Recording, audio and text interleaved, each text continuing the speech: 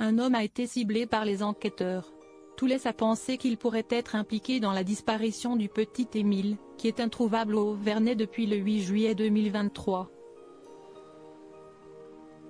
Les gendarmes de la section de recherche de Marseille et du groupement de gendarmerie locale mènent depuis ce mardi 17 octobre une perquisition dans une maison du Haut-Verney, où a disparu le petit Émile le 8 juillet 2023. Une information révélée par Le Parisien. L'occupant des lieux présenterait un profil intéressant pour l'enquête à la suite de témoignages recueillis le désignant comme suspect potentiel, précisent nos confrères, tout en ajoutant que cet homme est connu de la justice pour des délits mineurs et ferait, selon une source proche de l'enquête, parler de lui car il ne correspond pas aux codes locaux. Le procureur de la République d'Aix-en-Provence, Jean-Luc Blachon, a confirmé l'opération auprès du quotidien, en évoquant un approfondissement d'investigation en cours ou déjà réalisé. Le Parisien tient toutefois à préciser qu'aucune garde à vue n'a été lancée pour l'heure. Probablement en raison de manque de preuves concrètes.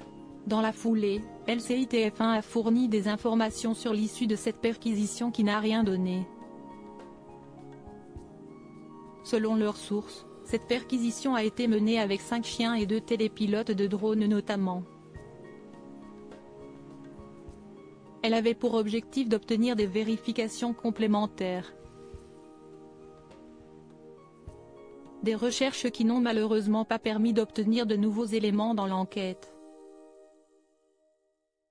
Pour rappel, la dernière opération active remonte début septembre, lorsque les gendarmes ont vérifié la dalle située dans la résidence secondaire d'un homme au Verney. Une tache suspecte avait été découverte sous la surface de la terrasse.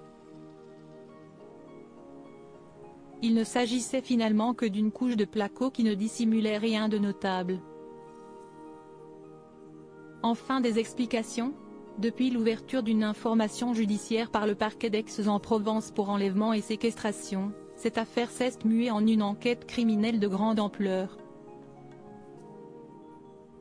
Si les recherches menées ne sont pas toujours à 100% fiables, cette perquisition pourrait donc potentiellement déboucher sur un début de réponse concernant les raisons et la vérité sur cette très inquiétante disparition du petit garçon, qui ne cesse d'être commentée que ce soit par la presse ou les habitants de ce petit village.